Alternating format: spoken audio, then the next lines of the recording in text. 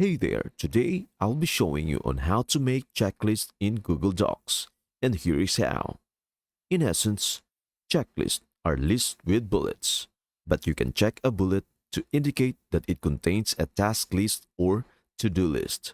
Utilizing checklists can help you stay organized. Let us use Google Docs to construct a checklist. To add a new checklist item, click the bulleted list.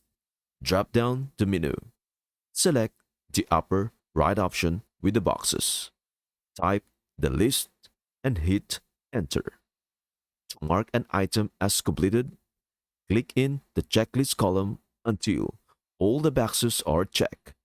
After selecting a box with a click, use the right-click menu to choose the check mark. You may now make a checklist and cross off the things you want to put on your list of things to accomplish. I hope this helps. Thank you for watching and see you in the next video.